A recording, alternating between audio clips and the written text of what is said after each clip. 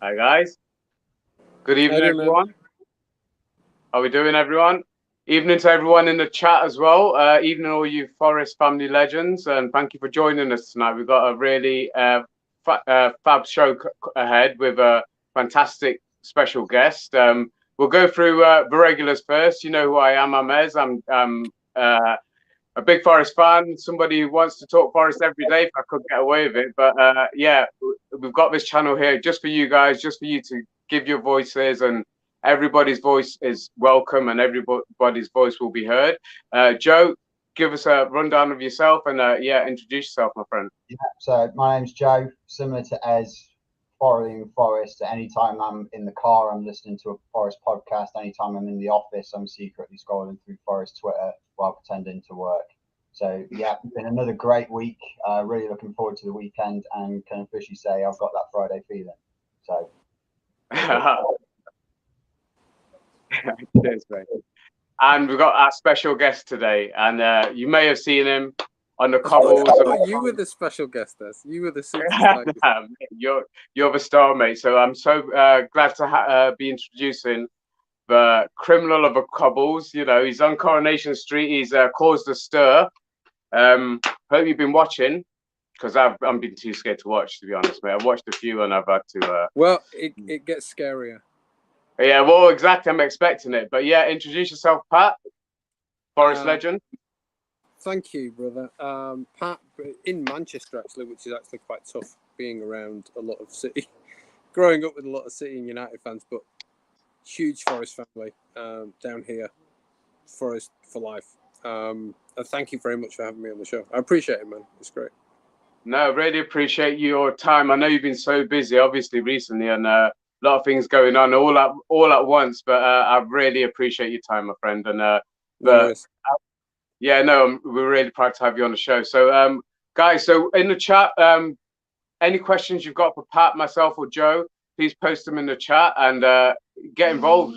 Really great to be able to do this on a Friday night leading up to the game. So we'd like to do this more regularly. So pre-match predictions from special guests, and obviously our biggest special guests are our fans and people who watch our show and participate. So yeah, guys, as always, we'll do fan phone-ins as well. So you'll be joining us again in future. So really happy to be able to do this on a more regular basis. So we're starting off. We've got a big game coming up this weekend, haven't we? Pat, you're going to be there. Yep.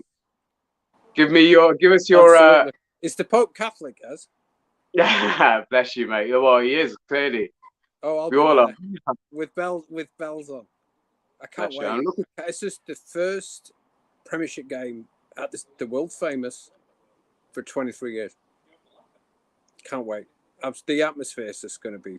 I think if second leg Sheffield that atmosphere was good, I think this Sunday should be right up there. Yeah, I totally agree with you. Were you there for that second leg? Oh, I was.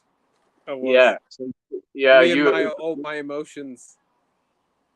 I mean, myself and Joe were watching from behind the couch, weren't we, mate? It was a tough watch, and I felt the emotion whether we were there or not. We felt every single emotion that you guys were going through, and it was just. I said this the other day, but I think whatever happens, if we get off to a bad start, you know, the fans will not stop singing. That's right. That atmosphere on Sunday is going to be something that I can't wait to. I'm so lucky to be there, and I'm going to hopefully bump into you before or after the game. For sure, we'll have to have a coffee or something before it, man. Definitely. Yeah, absolutely. Look forward to it, my friend.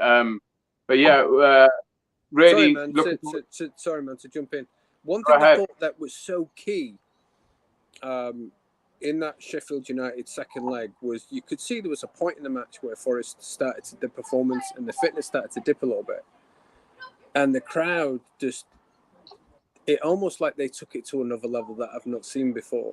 But they can take it up, and then they just stayed constant. And it's almost like we dragged the team to extra time. I can't remember at what point in the game it was, but it was. It made the hairs on the back of my neck stand up, man. It was incredible. I think the fact because that give us your Sorry, say that again, Joe. Yeah, so they came out of the blocks really quick in the second half of that Yeah. second leg, didn't they? Scoring in the first couple of minutes, and that then made the crowd quieten down a bit. And then as soon as they scored the second goal to take the lead on the night, equalise overall, that was when it got the loudest that I've heard it. And I think it was from that point they carried the team through until we started making substitutions, and then we overtook the game again. So I think if it wasn't for the crowd getting them through that point there, I think we might have seen a bit of a different result, and we wouldn't be talking about playing the likes of West Ham today. So yeah, absolutely, Yeah. I agree. Yeah, 100% agree. Whether we were there or not, we felt that, and like you alluded to, Pat, it didn't stop. It kept. We've had it where it's been up and down, and it has dipped again. But yeah, it was constant. But Forest the magic on and off the pitch. Oh, it was beautiful, and it, no doubt, it got us over that line. It got us through to extra time, and then, like Joe said, the substitutions played their part. It feels so long. It feels oddly. It just feels so long ago. Doesn't it? It does. It feels like a million years ago, man. And at times, I look back and Wembley feels like yesterday. Sometimes, you know, it's a very weird. It's been a very weird pre-season because it has been shortened, obviously, with the World Cup and earlier start to a Premier League season. But it's just been weird. At some stages, I felt like it's been dragging, and other stages, like you know, the next games coming, the next pre-season games coming, the next players coming in. But we'll touch on that definitely. But yeah, Joe, what are you looking forward to most on seeing on Sunday, as in terms of the team shape? I think the thing that, I think there was a couple of questions there. The thing that I'm most looking forward to seeing, unfortunately, I'm not going to be able to make it to the game this weekend, and I really hope that it gets caught in the coverage. I think the most special thing that we'll see on the Sunday will be the first Mull of Kintyre of the Premier League. I think that'll be absolutely rocking. I think you'll see so many fans just on their feet, all the flags, all the scarves, hopefully a good tifo, and then I think it will just be magical, and it will kind of solidify our place in the Premier League in the eyes of other fans. They'll see, yeah, they deserve to be up here, and I think that might be, for me anyway, it will probably be the most special moment of the evening, where watching it on TV. I don't know what you guys think about that, if you agree, but I just think it's just going to be incredible. I agree. I'm really looking forward to the display as well by Garibaldi. Who is it? The Garibaldi Red guys. Looking forward to what they can do with their, because it's going to be something amazing. I'm sure it will be, and it is. I read something today that they won't be able to do that. What it was they originally planned, whatever that was. Okay. So I'm sure it'll be stunning and amazing anyway, whatever they pull off. Yeah, and sorry, I meant Forza Garibaldi. I'll get their name right. Yeah, Forza Garibaldi. But they've done amazing stuff, you know, and I'm really, hopefully they can do something that will stand out. But without a doubt, this is our chance to announce that we're back. And I think the crowd on that day, West Ham are going to have to deal with that, as well as obviously the game. That's going to play a massive part. I'm so looking forward to being part of it, and I'm so grateful for anybody who's been able to help me get to the game on Sunday. I look forward to you know, what we can do with this channel going forward as well, because there is the plan to take some of our fans with us, you know. So keep watching, guys, and honestly, this will happen, and I'm really looking forward to being able to support all the fans, and regardless of whether you're there or not, everybody is a Forest fan, you know. Whether you're watching it on TV, whether you're listening to it on the radio, whether you're there at the game, whether you're commentating on the game, you know, we've got a lot of fans on here who are going to enjoy it in all different aspects. I'm really looking forward to getting their reactions on the day and afterwards. So yeah, looking forward to that game. So just talking about what a bit of a shape that I'm hoping to see, or expecting to see, is some change possibly in the midfield, and possibly Mangala's first start for Forest. How do we feel about that? Do we expect to see that on the weekend? Go ahead, Joe. You can go first, Joe. I'm not sure if I'm kind of torn still whether it will be ready to start, or if it'll be more of a case of bringing him on earlier than we did against Newcastle and still trying to ease him into it. I think obviously Yates is still not quite match fit yet. But then we've also seen the news of some other players in the back line who might not be quite match fit. So then whether that means we have to resort back to what we did back last season with trying to play Cole back out on a wing back to try and cover off that centre back slot, I'm not sure. I'd like to see Mangala start if he's kind of linked in, he's got used to the system, he knows what he's doing, because he showed some real promise in those 10 minutes that he played. I'm just not sure if we're at the stage yet where we're ready to kind of start him and give him the full 90. But we can always start him and give him an hour. But it'll be exciting to see him. And I think you're right. Just in that short 10-minute spell, he made some really good touches. He's very forward thinking. You know, he was always looking forward with his pass and managed to find his mark as well. So I think he personally will start, but I do expect some changes in the starting lineup and possibly a start for Taiwo Awoniyi ahead of Surridge. But we'll see. What do you think on that, Pat? Do you think there'll be any changes to the Newcastle lineup? I think so. I think we'll probably expect the team that finished. Something close to that anyway, that finished at Newcastle. I mean, Mangala was on. Taiwo was on. Obviously, if McKenna is injured, I think I'd like to see how Bianconi would fit in. I mean, I'm presuming he's going to go with 3 at the back. Any words on? Have you got any update on Omar Richards? No. Or is he out for a while? He's still out for a while from the last report update I saw on that. It still was looking at 10 to 11, 10, 12 weeks. Right. And there's no advance on that at the moment. So it is why they kind of seem to be really looking for this third left back or left wing back position. Shout out to Dor. Thank you for tuning in, mate. Yeah, and shout out to Pat. You know, bless you.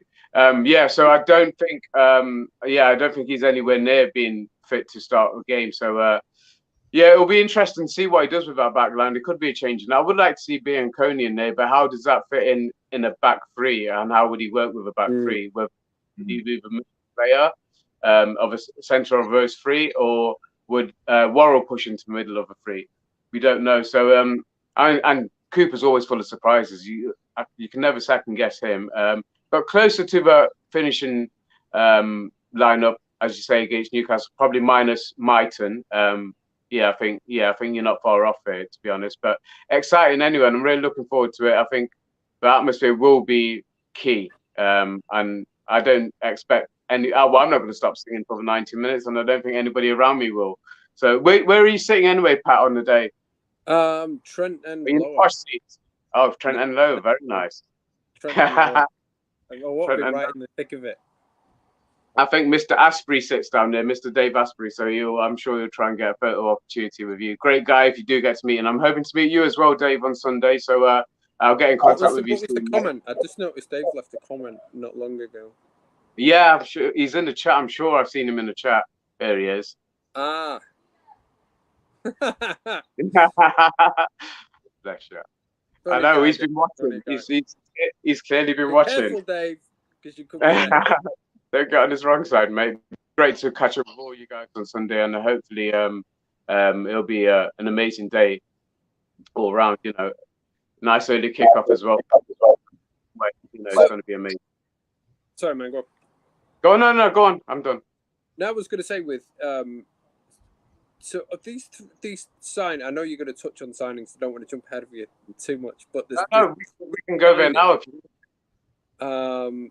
that were obviously mentioned. You've got the chap from Watford. You've got Freuler from Atalanta, and then you've got the other kid from Atalanta as well, the midfielder.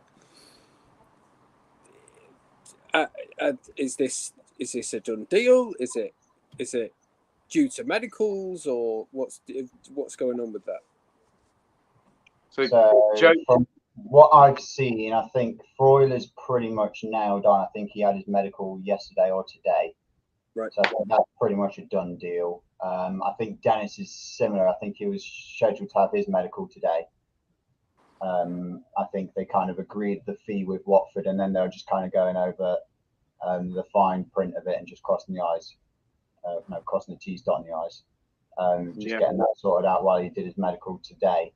I'm not sure about anything else. I think there was Cheku Kiarte. I think his name. The Chelsea kid. Is it Chelsea or Palace? I think he was at Palace, if I'm right. I might be wrong there, but I think he's on a free transfer available at the moment. So I think we've agreed terms with just himself. And I think that's it for kind of like anything in the immediate future. And then, like you said, we've still got a couple that are in the pipeline, like the attacking midfielder from Atalanta. I've not seen any other update on that today. Really random one, guys. But how do you think if Cafe would have came on against Newcastle? How do you think he would have impacted the game? Do you mean? Well, I think he definitely brought some life into it. He's always. I think he was badly needed. That bit of steel. Yeah. In the middle, that he's got that steel about him, that confidence. He definitely makes up for, in comparison to the other players, the increase in quality. He makes up for that with effort and determination, and he drives. Yeah. He drives players to keep on going and up their game when he's not on the pitch. So you can only imagine what he's doing when he's right in the thick of it. Yeah, I really would have liked to have seen him come on. Yeah. Sorry to keep going on about the Newcastle game.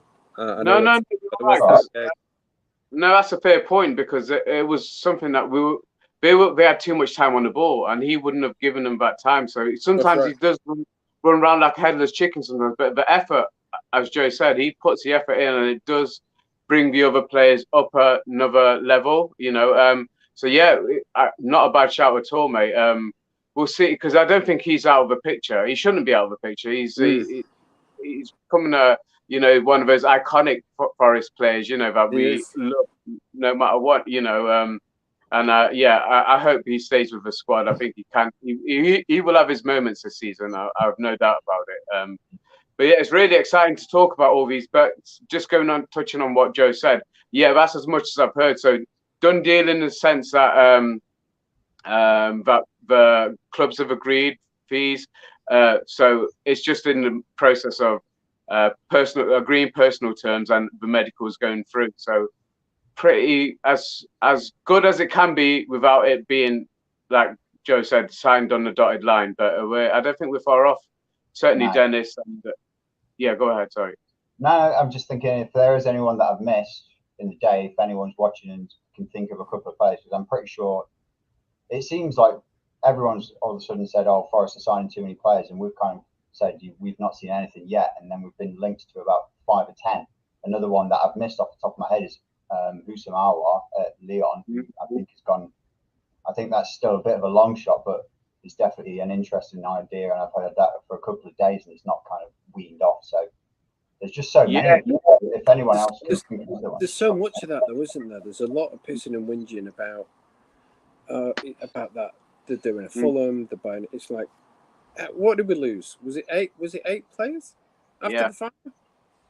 I think we're still, even if we signed the 2 or 3 players that we've still been linked to at the moment, I still think we're shorter on the number of players that we have now than we did at the end of the season. And any word on the Morgan Gibbs-White situation? Well, that's gone a little bit quiet. It's gone a little bit quiet, and you wonder if whether our bid has kind of like is their backup, because I said this a few weeks ago. There's no way I believe Morgan Gibbs-White is Steve Cooper's #1 target, but there's no way they don't have a backup in plan. If that doesn't go through, they're not putting all their eggs in one basket. I just don't see Forest being that short-sighted, especially with Dane and Cooper doing the pulling the strings. And I do believe it is them pulling the strings. Whatever some comments I've seen about players being bought without Cooper's consent and all that, with Cooper not having signed his contract yet, there is no way, in my opinion, that the owners would be taking any risks in doing things behind Cooper's back. They need him more than he needs them. He's already got more than enough suitors. If God forbid, Steve Cooper left us tomorrow, he'd be, his phone would be up, and that is say it. Don't worry, but it won't happen. Don't even go there, Ez. I'm not going there. I'm just trying to say that I can't understand why people would think that anything would be happening behind his back, not when he's so precious to the club, and he is. We love him, and there's no doubt. Yeah, there's no doubt if we're going to achieve anything in the Premier League, it's going to be with Steve Cooper at the helm. And I've got 100%. Yeah, I don't think it's anyone that's Forest related or any actual reputable news source that said they've gone behind his back. I think it was on the Dennis deal, and I think it was a Twitter page called Nigerian Football News or something like that. So I'd definitely take that with a very large pinch of salt. Yeah, absolutely. Yeah. No, I'm not giving airtime to that, so apologies for bringing that up. But yeah, we'll get. So let's go on to our next game after Sunday, and it's an away trip to the Toffees. So, but they're not in a great position at the moment. Could it be an opportunity for Forest to take real advantage of that and pick up the first away points of the season? Pat, what do you think? What are you looking forward to in the Everton game? These obviously, when you're facing top 6, I think even top 8, you could stretch it to. I think we almost get a free pass. With teams like Everton, all of these other teams, we really should be getting something. We should be looking at should be expecting really 3 points from the game, because they're going to be in the thick of it come the end of the season. And if we're taking, obviously, I know it's away, but they say, don't they? It's that old saying of make sure you win all your home games. I think Everton are going to struggle this year. So yeah, I'd be looking at if we get 3 points on Sunday. Can you imagine how them players are going to be feeling going into that Everton game? Yeah. You first get some goals on the board, and then go into that game at Everton. And because they're still going to be feeling it from last season, and they're not going to feel rejuvenated. They're not going to be feeling great, I don't think. So yeah, I would expect to go in there and smash them.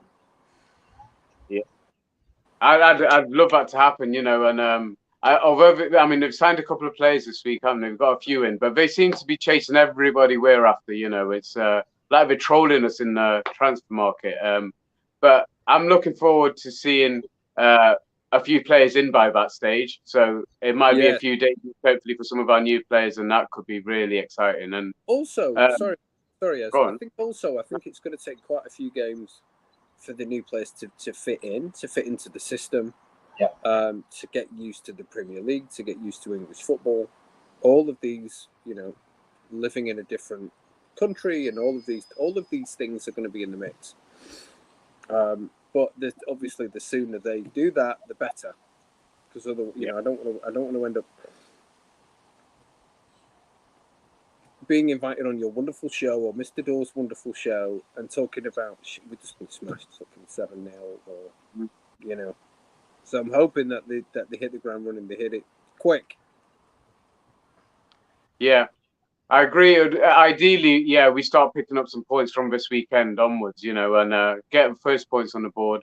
I'd love to see our first clean sheet of the season, and then, like you say, take that momentum into the Everton game, because Joe, do you any idea who Everton have got this weekend? I'm sure they've got a big game this weekend. I'm sure they have. It might have been. If you give me Aston Villa in the first game tomorrow, Aston Villa at Aston Villa's ground. At Villa Park. That's not going to be an easy game for them at all. Let's see how they get through that. From last week. Yeah, absolutely. It'll be interesting to see what kind of mood they go into the game with and what kind of mood we go into the game with. But it could be one of the last time we get to play them at Goodison Park as well, if the new stadium plan has got the green light, so it won't be too many chances to go to that stadium. But I agree. I think they're the kind of team we need to be getting as many points as we can off. They're going to be in our little mini league this season, and let's not get too far ahead of ourselves. We just need to beat the teams around us, and not, like you say, any points off the top 8 is a bonus. Anything we can get off them, and I do believe Newcastle will be in there. So I don't think there's many teams that will come away from St. James's Park with anything, and it's no.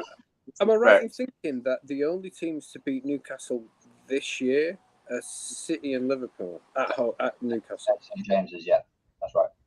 Yeah, 100%. So that says it all, doesn't it? We got, it was a harsh reality, and at times we did look off the pace, but we did really well to go 0-0 into half time, and they defended as well as they could have done.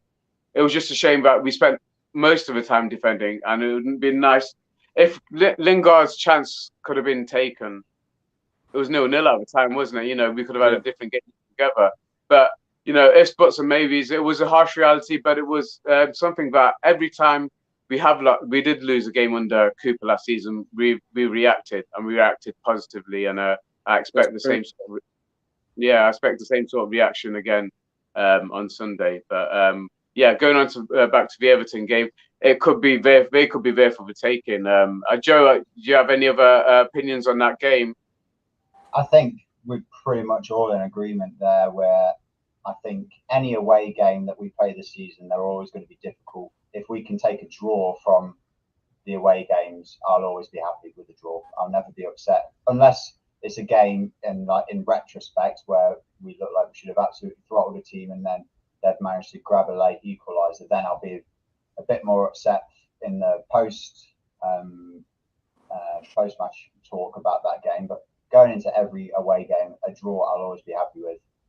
But I think I agree with both of you where they are one of the teams that we can turn up to and get the 3 points.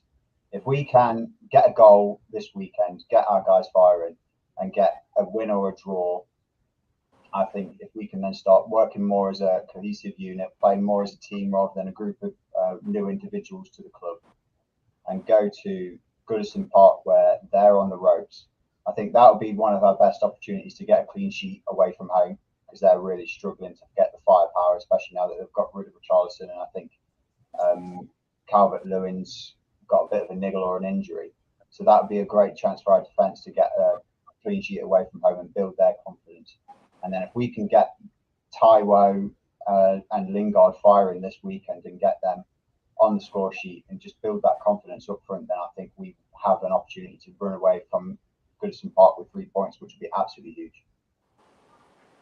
Massive. It almost seems like a perfect time to play them, doesn't it? It seems like a good time to play them. Yeah. And fingers crossed. Obviously, it depends on how we come out of this weekend. But actually, going to digress because I didn't ask you, Pat. Do you want to put a prediction in for Sunday's game? First off, you want to commit? 2-1 Forest. Absolutely, take that. Joe, what's your score prediction? Because I did mine last night, so I'm not going to go back on it. So, Joe, you go ahead. Every time I do these, I always have an answer for my head and an answer for my heart. I always get torn between the two. My head's going to say a 1-1 draw or a 2-2 draw. I think it could either be a goal fest or quite quiet. I think we will probably end up coming out with a draw while we're still getting used to things, but we'll get on the score sheet. But my heart wants to say 2-0. I think the defence will hold up strong. They'll keep that clean sheet, which they were unlucky not to keep at Newcastle, to be fair to them. Obviously, Newcastle had a lot of chances, but it took an absolute screamer to get them on the score sheet, and then we kind of had to start chasing the game. So I think we definitely have the potential to keep a clean sheet, and I'd love Taiwo to get a goal so everyone can then give him a bit of a break and not get on his case so much. And then I just want to see Jesse Lingard score and just do some sort of dance or celebration straight from TikTok in front of the away fans and just get them completely rattled. Oh, that'd be amazing, wouldn't it? Absolutely amazing. But so I gave my prediction last night. Mine's the most boring prediction, but I said at the time I'd be happy with it, and I'd still be happy with it. to get our first point of the season and to get our first clean sheet of the season, I've gone for a 0-0 for that Sunday game. But obviously, I want to see a goal. I want to see the roof come off the City ground. Yeah, but I've taken 0-0. But let's hope I'm wrong and we get a few goals. I can just see that EVT, the legendary EVT, has predicted 1-0 Forest. Lingard to score. Jay Ling's coming. I can't remember how to do it. How was it? Yeah, Jay Ling's to score, mate. Hopefully, fingers crossed. But yeah, that would be a great prediction. And let's hope for Eve's prediction comes true. I'll be more than happy with that. And he's going to get some stick from them. And there's only one. The best way to respond to fan criticism is to do you talking on the pitch. And he's always been that kind of character, hasn't he? You know. So let's hope Sunday is his catalyst. I think since he's come to Forest, though, it looks like not all corners, but most corners of the media have really given him and Forest a hard time on his decision to go to Forest. And I just think he's got so much now. He's got so much to, what's the word I'm looking for? He's got so much ammunition to prove people wrong. Absolutely. And really show some of these, show them what's up and really do the business. I really hope he does. Really hope he does. Yeah, 100%, because it would just mean so much to him. We mean so much to us because, what the flag that he's getting and we're associated with it, Right. And it is a lot of it coming from people who are clickbaiting, and that's their job, to stir up opinion and, violence. And we are a big club, and there's not many clubs who've made an impact coming back on, whether it's been on social media, whether it's been, on transfer chat. Look at what we've done. We're letting people know that we're here. Now we've got to let our football do the talking as well, and start getting some points on the board, and let our star players who Lingard could make himself an absolute Forest hero, and I believe he will. We're 100% behind him, and let's just hope he's a catalyst, and the faith that Cooper and the backroom team are showing in him, he'll repay it. I'm sure he will, and he'll get himself back into the England squad as well. If he does what he sets out to do, he'll get himself back into that World Cup squad for England. So fingers crossed he does what he's meant to do, and he'll shut him up. I know he will. One way or another, he'll shut him up. I'm looking forward to him. I'm also hoping to see more of. I know we didn't get much. Jono didn't get much of the ball on. I was going to say Sunday, Saturday, but I can't wait to see him running at some defenders, and I hope it starts this Sunday. Yeah. I mean, they've got a handy defence, and he's going to be up against Cresswell probably in the left back position. He obviously Brennan's given a free roll and he does drift all over the pitch. Yeah. But yeah, I want to see more into the game, more about link, and just a bit more confidence. And like I say, we did well away with just a 2-0 defeat on Saturday, but it was a confidence knock for some of those players and a reality check. Let's just build up their confidence. Let's get a point, at least 1 point on the board this weekend. And like I say, the atmosphere is going to be what is going to set us apart on Sunday, and it's going to make everybody else who hasn't noticed us yet will notice us after Sunday's game. And I'm sure, hopefully, every single fan, you Reds, we don't stop singing, So looking forward to it. So Joe, are there any questions in the chat from people following? Not so much questions. We had some more comments come in. So just another one from Eve that I'll just get up there. So just on about the J-Link sign. Yeah, that is the right way of doing it. And then I'm just hoping that next time you can get involved, which of course you can. Anytime that we do a call in, everybody who ever wants to get involved, please just follow the link that we'll post in the chat, and we'll make sure we've got time to get everyone on. So, and then Eve is our resident artist, as well as our regular guest on the channel. So we always love having Eve on, as well as everybody else who we can always get on. And then there's just some more comments just about some more news going back to when we were talking about transfers.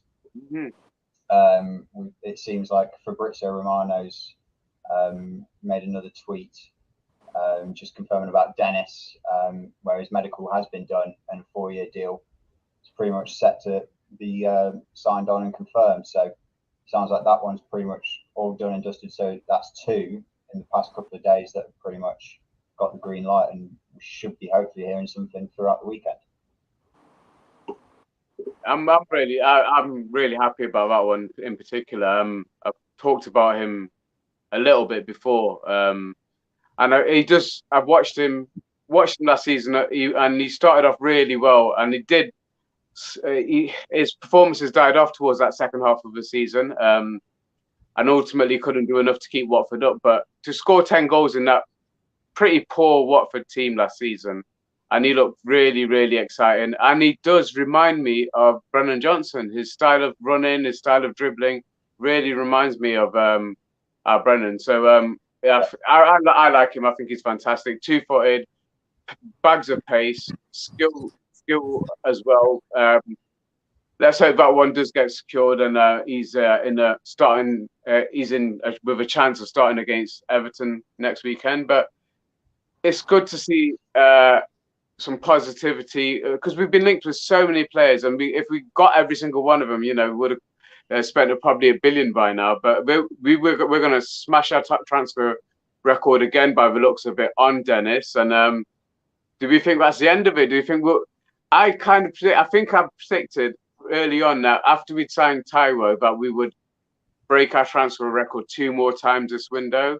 And I'm sure if the Dennis deal goes ahead for 20 million, that's obviously breaking the second one. And I don't know, MGW is not off the table yet. I don't believe. I think going quiet. It's either going to be him or Awa, I think. I don't know how if you can accommodate both, but I kind of think you can't have too much quality.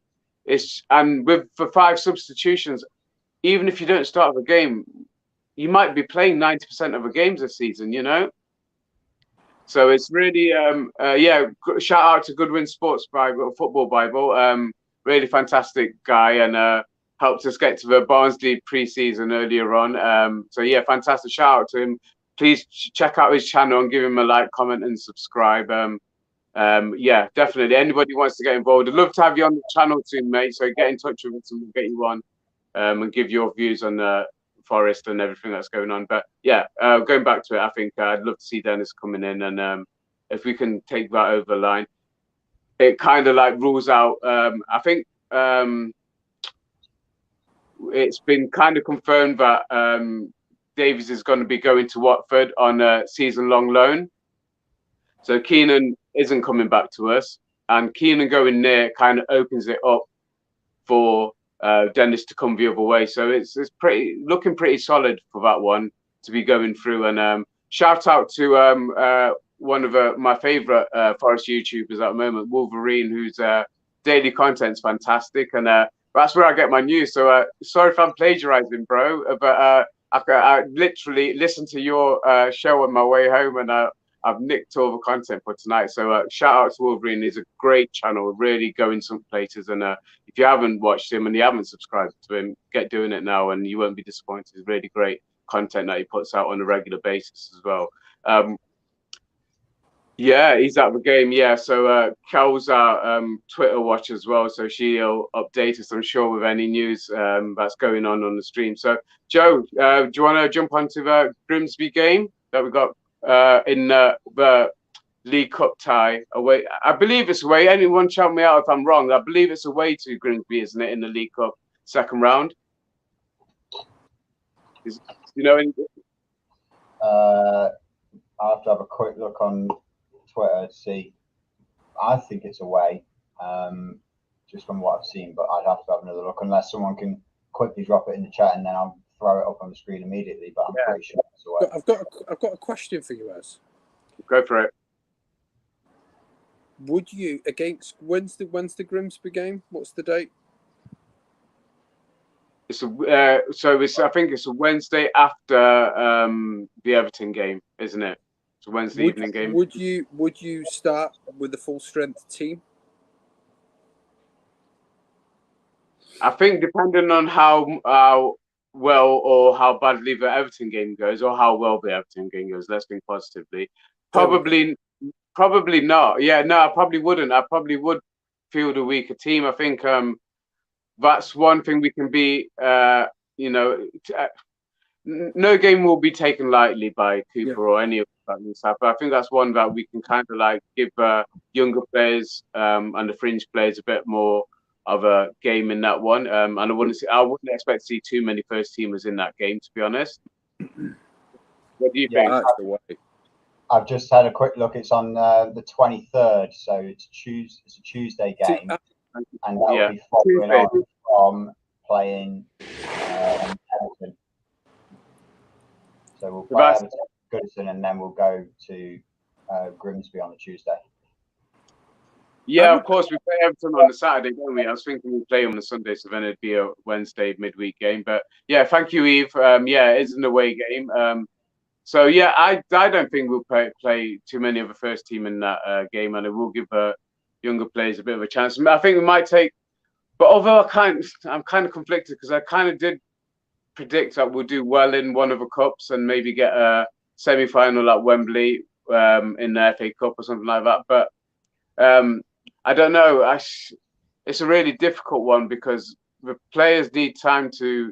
They need more match fitness. You know, it's kind of. I think if we'd had a couple more weeks of pre-season, we'd be in a better start. But we're kind of having to play competitive pre-season games, and that's the way I looked at the Newcastle game on the weekend as a competitive pre-season game because the players aren't ready yet. They haven't had enough time to gel on the pitch. So maybe that's just going to be another game for some of the fringe players to get some game time in, and he's going to try and have to keep a lot of players happy. But we'll see. I don't think I expect a strong. Sorry, man. As I can just see the comment out of reach. I agree with him completely. I would field a stronger team because it's another game under the belt. It's another chance for the players to gel, to climatise, to get used to the system. I think by putting out a B team or a reserve team or kids or whatever, or lesser experienced players, I don't think that would be the right move. I think it's a chance. It's another game. It's not. I mean, Grimsby away. It's not that important. So I think it's a great opportunity for some of the first teamers to just get another game under the belt. Yeah. What do you think, Joe? Which way are you looking at it? I think it could be a bit of a half and half, especially if we've just come off the back of 3 days before playing Everton away, where we've all kind of said if we've got a chance of getting points away from home, that's going to be one of the grounds to go at. So we'll give it a right good go there. But then I think the following weekend we've got Spurs at home. So you'd imagine we'd want to try and feel. Thanks for cheering me up, Joe. Welcome. I do aim to please. But yeah, I think we'll be fielding as strong a team as possible there. So I think it could be a bit of a half and half, and especially if, like you said, if Cooper's got the same kind of ambitions of trying to push to go deep into a cup tie. I was at the game where we played Notts County, and we fielded a completely youth squad, and we drew that game 2-2. But I think we definitely looked, in that game, it looked like County could have taken us in there in a similar position. I mean, Grimsby beat County to end up going through that playoff spaces in the non-league to get promoted. So I could see it being a half and half, not just like a couple of players from the starting 11 or in the starting squad that plays. I think it could be about 4 or 5 starting players. Obviously, nothing too strenuous where we're then putting a lot of players at risk of injury. But I think they'll make sure we've got enough talent on the pitch for 90 minutes to make sure we see that game over the line through to the next round. Unlike some of the, I think it was a stat that I saw that all the championship teams that played in the first round all lost. So that then opens the door up. So we've got less of a banana peel to slip up on there against teams we were playing last year. So I think it's a good chance for us to try and make it deep into the cup tie for that one. So yeah, I'd say half and half. Yeah, that's great. That's a great point. Yeah, I saw that stat mentioned. I haven't looked into it, but yeah, that'd be amazing if all the championship teams lost in that first round. Because yeah, off the top of my head, yes, you're probably right, and and it's an opportunity, isn't it? And I wouldn't be surprised with either. And just to sit on the fence with Joe, I'm going to say, yeah, probably play half and half. You know, there will be some first teamers in there that probably need a few more minutes than the others. But I think he'll a fairly strong squad with obviously added youth element in there, because that's just what Premier League teams do, don't they? And we're one of them. So we're going to have to do what Premier League teams do and start building, youth teams in those League Cup matches. But yeah, just with the big games either side of it in the Premier League, yeah, you kind of think, yeah, he's got to have his focus on that as the bread and butter. But at the same time, there's an opportunity to progress in the League Cup, which certainly when I was growing up, those late 80s, early 90s, I think we won 2 in a row in that period, but we were in 3 or 4 finals, League Cup finals. That was our cup in the late 80s. Cup, baby. Yeah, absolutely. This Rumbelows, it had so many names before it became the Coca-Cola, and it had various other guises down the years. But yeah, we always did well in those cups, and it was my first few seasons properly following Forest, and we were top 8 club. You know, we were perennially at Wembley, and Barclays League Division 1. Yeah. Barclays League Division 1, as it was known. Yeah, and then oh God, can you remember? Was it Ensley League for a while when it turned into the Championship? It had so many names. Oh, we're going back, mate. I don't remember that. Don't remember the Ensley? Look into it, mate. It's I didn't make it up. It was the Ensley League for a little while. Yeah, I think it was maybe only for 1 season. What's in that water that you're drinking? I have no idea, mate. Just pure aqua. Pure aqua, mate. But yeah, no, look it up. I'll send you the link. But yeah, fantastic. So we're into the last 5-10 minutes of the show.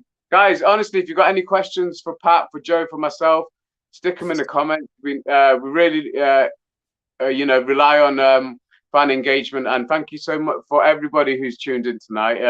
Really appreciate it. And everybody watches this later on as well. Please leave your comments, and we'll get back to you and answer any questions that we can't get through onto the live chat. But really loved having you on today, mate. I just want to I meant to ask you this earlier, so let's just, I'm going right back to the beginning, and basically your origin story. How did you become a Forest fan? You said it was in your family, obviously growing up around Manchester. But yeah, how did you get into Forest? That's actually quite a good Mancunian accent. That was awful, but thanks. Go on, yeah. I have a lot of relatives in Nottingham, so I used to spend a lot of school summer holidays at my auntie's, basically. Unfortunately, is no longer with us. I'd spend a lot of school summer holidays at her house, and since I knew what football was, I'd been brought up around Forest, so me and my family would go and sometimes watch them train and go to some of the games. I remember one occasion I was autograph hunting outside the ground. We stood there with my little pen and pad outside the ground, and Liam O'Kane was stood outside the entrance. Yeah. And back then there was no barriers and all this security thing. You could just kind of loiter around there and hopefully bump into some of the players or staff or whatever. And he said some of the kids just come in this way.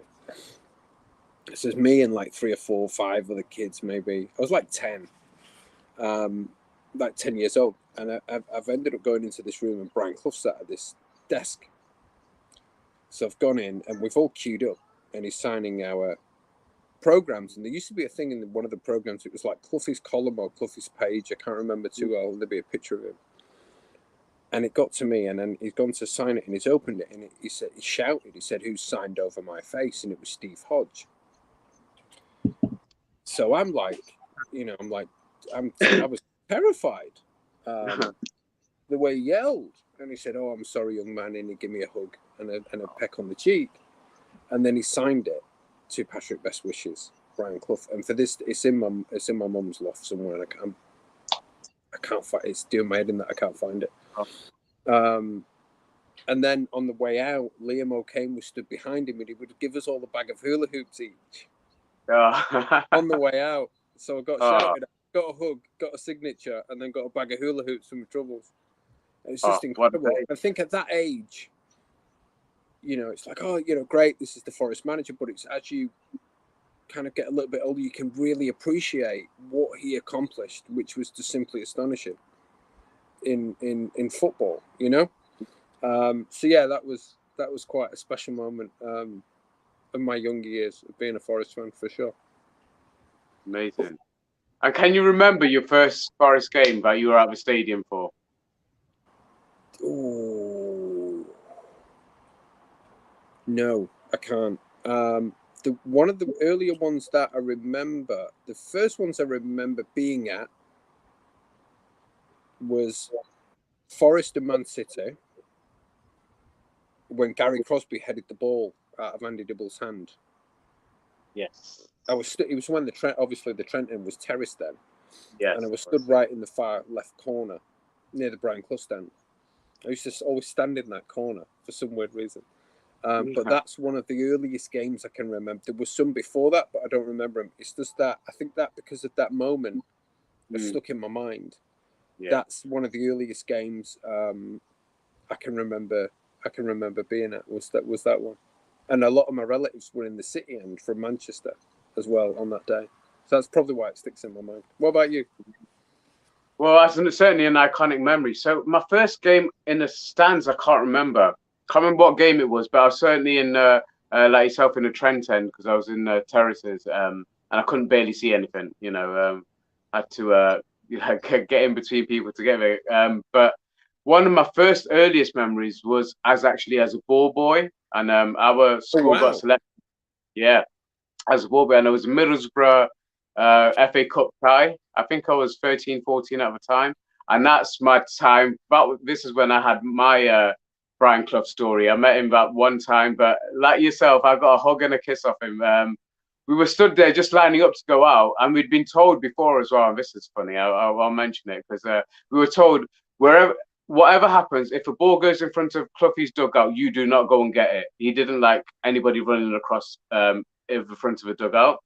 And anyway, I'll go to that later on. But yeah, we were in the tunnel and we just looked around, and obviously he's there in his iconic green shirt, and it's like we all just looked up and we were all so awe-inspired. And only a couple of them were actually Forest fans. The rest of them were like Liverpool fans and Man U fans. But everybody stood to attention, and he just bear hugged a lot of us. I was right in the middle, and I got a kiss on the forehead, and I'll never forget it. And met him that day. That was amazing. But yeah, going on to during the game then, the ball did go across the dugout, and my mate, who was ball boy on that side, ran across to go and get the ball. Cloughie gave him an absolute earful, like verbally, like he wasn't pulling his punches. What did my mate do? He turned around and gave him some back. I couldn't believe it. But shout out to Wayne Kirkland, if you ever watch this, mate. I remember that day, and I remember the abuse you gave to Cloughie, and he gave you some back, mate. That was amazing. I couldn't believe his guts to say anything to him, but yeah, he gave him some back. But yeah, so that was a key lesson. Don't run across a dugout to get the ball. Let the training staff get it. But Joe, what's your origin story? Let's have it. Well, I'm from Nottingham, so that is my origin story. I think if we're going back to earliest games, I think I started to struggle. One of my earliest memories was, I think they had an incentive. I can't remember what age it was. I'm pretty sure it was around 7 or 8, where you kind of got, if you've been to a couple of games and they knew you were of that age, you kind of got an invitation to go to the City Ground. You kind of got to go into the VIP area, and you got like a shirt, you got like a sign. And so I remember getting this signature off of Andy Reid, who was my favourite player, and he's probably still one of my favourite Forest players ever. And I remember going to that, and that being one of the best days of my childhood. Going to that, and then we got free tickets to a game. I can't remember who we were playing, but I know we lost 3-0. So that wasn't great. But one of my actually earliest memories of a game, which funnily tying back to who were then playing in the League Cup, was against Grimsby. That's where my dad's from. That's where he grew up as a child. So anytime that Forest ever played Grimsby, especially when we were in League One. We were always at the games home and away. And I remember going to a game in Cleethorpes where they played their games and sitting in the Grimsby end because that was the only area that we were able to get tickets. And I think it finished, I think it was like 2-2 or something. I remember my dad telling me, because I was about 7 or 8 at the time, he was like, no matter what happens, if Forest score, stay seated. You can't get over it. And I was like, I didn't understand it at the time. I really didn't know what was going on. And then any time that Grimsby scored, they were all stunned and cheering. And I was like, just had my head in my hands. And I think that's one of the earliest games that I can clearly remember going to as a child. And amazingly, didn't that kind of relive itself just recently? Again, the scoreline was 2-2, and you were sitting with your away fans, with your dad, at the Notts County game. Yeah. Bless you. So what's that, 15 years on, you kind of done the same thing, mate. So have you got any plans to get to the Grimsby Cup game? I'm sure my dad will find out something out. I'm sure, because he's still got a lot of his family and relatives that are all living up in that area. So I know he'll be doing everything that he can to try and make a good weekend out of it. Or it's on a Tuesday, actually. So, that kind of throws that plan out the window. I'm sure we'll find something out. We'll do something. I'll work to try and be on site somewhere up there on the Wednesday. And I know he'll probably try and do the same. So that'll be amazing. Yeah, and shout out to your dad. Yeah, really great meeting him at the Valencia game a couple of weeks ago. Yeah, really great guy. And shout out to everyone. But yeah, mate, show's over. Thank you so much for your contribution, Pat. Is there anything you want to add before we go? But can I just say thank you so much for your time and giving us really humbled by it. Thank you very much. Soon as Forest are involved, man. I mean, did I seen a question flash up, but it's vanished. But I weren't too quite sure what it was. Okay. There's this from Cal. Which game are you most looking forward to the most this year? Even though the chances are probably not good, the annoying thing is I couldn't get an away membership. It's really, really frustrating because the City Ground's like less than 5 minutes away, and Old Trafford's about 10-15 minutes away. So I'm probably looking forward to Old Trafford away. Hopefully I'm going to be there. I might have to sneak in the home end, unfortunately. But I know we play them on Boxing Day. Is that City Ground or is that Old Trafford? It's at Old Trafford Boxing Day. That would that'd be absolutely bang. I've got a lot of friends who are United fans, so bet you are. If we go to Old Trafford and we do them, love it. Yeah, love it. Great way to end the year, though. I know you can remember it, that 94-95 season when we went up there and did them. We were the only I think we were the first team to beat them at Old Trafford when Collymore and Stuart Pearce scored that day. Beat them 2-1. With the old. I still got it actually. The original, the blue one. Yeah, bats, I love that bit. Yeah, that season's kits, mate. They're like gold dust now. Wasn't that the same season in which they played them? He scored at home. And it was 1-1. Yeah, it was 1-1 at home. It was the first Monday night football of the season. Yeah. Again, Collymore made his mark. Konchauskis scored for them. That's right.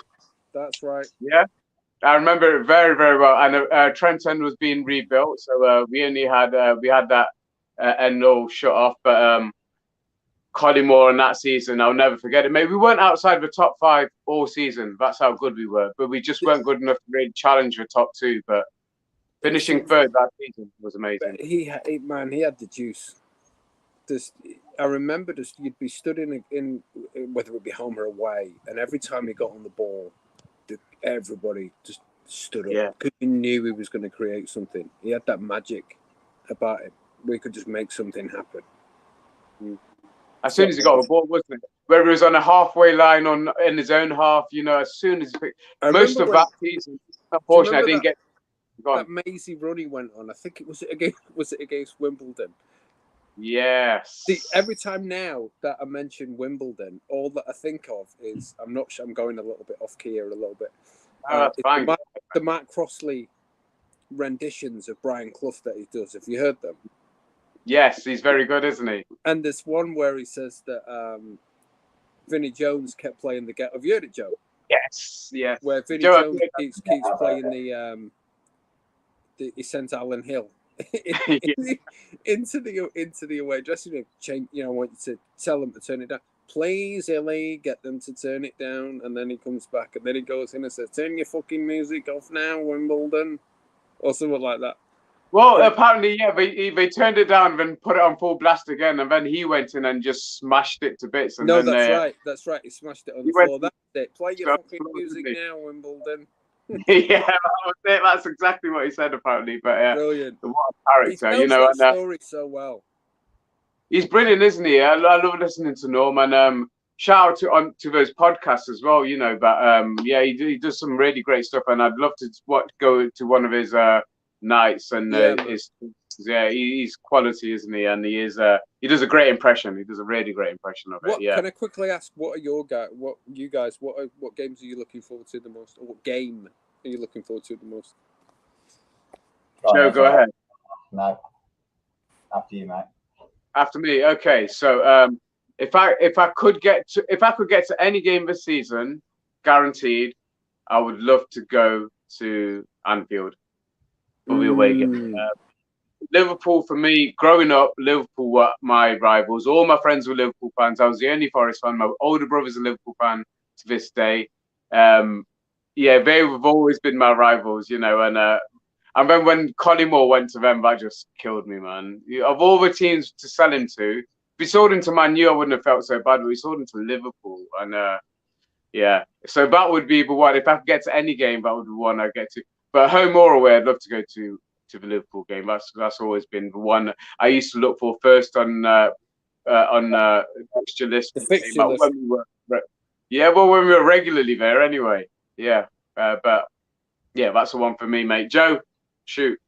Yeah, I'd probably say the same. If I could get to Anfield, I would snap someone's hand off and just take that ticket if it was offered to me. I'd absolutely love to go to that game. I think home or away, seeing Forest versus Liverpool, you're going to see they're kind of like the perfect balance of you're going to see a quality team playing against Forest, which you'll also get against Man City. But then you don't have with City, you don't have that old school rivalry where if Derby end up just kind of waning off into the distance, then that rivalry just kind of fizzles out. Who did you say then? Slip of a tongue, man. Freudian slip, Joseph.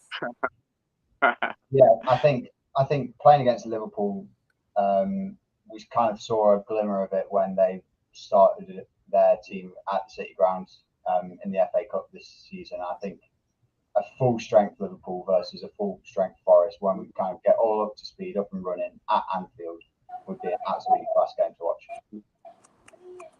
Because Pat, you'll remember that rivalry, but it's been so long that there's a whole generation that I've never known of a Forest Liverpool rivalry. Yeah, so they've got a song about it. You don't make a song about someone unless you've got a rivalry. They didn't like us. We got their Achilles heel as soon as we. They still sing about us. They still sing about us, yeah, absolutely. Because I know quite a few, say, Scousers, Liverpool fans, and yeah, I remember. Man, I remember we for some reason we went through a period where we used to draw with them a lot, and it was 2-2. Yeah. We had Nigel Clough, Franz Carr was fucking dynamite on the wing, Tommy Gaynor, and John Barnes, Ian Rush. They were just some great game, and the pitch was awful. The pitch was terrible, and it'd be absolutely hammering it down with rain. But I'm sure you'd be able to get those, even the highlights on YouTube now. But those games, man, you're right. That rivalry was great at the time. I mean, they're on another level to us about the moon. But in fact, if that rivalry got reignited, that would mean that we're doing well. So let's hope that happens, because I used to hate them, but now they're actually, I think they're a great team. If I'm going to hate on any team in the Premier League, everyone knows who it is. It's Man U. I can't stand the way they do their business, and how they run their club as if they've got some divine right to be in the Champions League every season or whatever. But they've got to rebuild. Is that not? Would that be a fan's perception of them thinking that. I think because don't forget, there's a lot of fans that would have grown up with knowing only success and knowing only winning and trophies and all of these things. Whereas now it's like, wait, what? We're not winning trophies? This is insane. They weren't brought up before, you know, when they had Ron Atkinson, and they went through periods before that where they were an average team. So now they're mortals like the rest of us. And a lot of them, it's difficult for them to still. I mean, to fill Fergie's shoes, man, it's going to be a difficult task. As much as I'm not a fan of his, he was a great manager. It's akin to us asking someone to fill Cloughie's shoes, and we all talk how much Steve Cooper is brilliant, but I think what Cloughie did for us is just something that is going to be. It's always going to be a candle that's impossible to kind of put anything to. So I think that is Ferguson is their club. It's the foundations of our club, you know. It's why we're still supporting them, you know, 30, 40 years on, you know, but yeah, I agree. It's such a difficult club at the moment. It's just perception, but the way they're coming across, and infighting, and players like Ronaldo. Ronaldo is one of the greatest players, if not the greatest player of all time. He just hasn't been handled right in that situation, and he's not an unprofessional player. He's not the kind of player to throw his dummies out of a pram. But something about what's happening in that club right now is making him do that, and it's very strange. It's almost toxic to be there, to be honest, at the moment. But yeah, sorry, man. My next door neighbour's a United fan, so I'm waiting for some eggs to get thrown over at me at any moment. Turn me up, mate. Bless you. But yeah, I think we're going to call it a night, guys. Thank you so much for everybody who's joined in the chat today. And again, Joe, you're a star. Thank you for being my wingman and helping us get these live streams out, because Joe does so much work behind the scenes while I'm actually I just jump in. But yeah, no, Joe does a lot of our thumbnails and all the marketing, and you know, just letting you guys know that this channel is happening and the streams that are going ahead. But you might see more of us tonight, and please don't after us don't miss out on Door's stream tonight, and you might see some familiar faces on there. And Dan at Talk Forest TV is also doing something. So yeah, shout out to all the other guys who also are in this space with us. Wolverine, Jamie at Media Man. We've got Liam at Stanhope's Away Days. We've got Rads. All these guys, great content creators. Everybody's a Forest fan. Everybody's Forest centric. We all share the same passion, and let's support each other. And you know, this is a big year for the club. Let's all be part of it. And look out for the next stream, guys. We'll probably be doing a reaction show at some point next week, where we'll be certainly inviting our loyal Forest family to join us on the live stream. So please look out for that. And thank you so much. Urez, thank you so much, Pat, and thank you, Joe. And thank you, guys. Thank you, Joe. No worries. Take care. See you. Yeah. Cheers, guys. Thank you.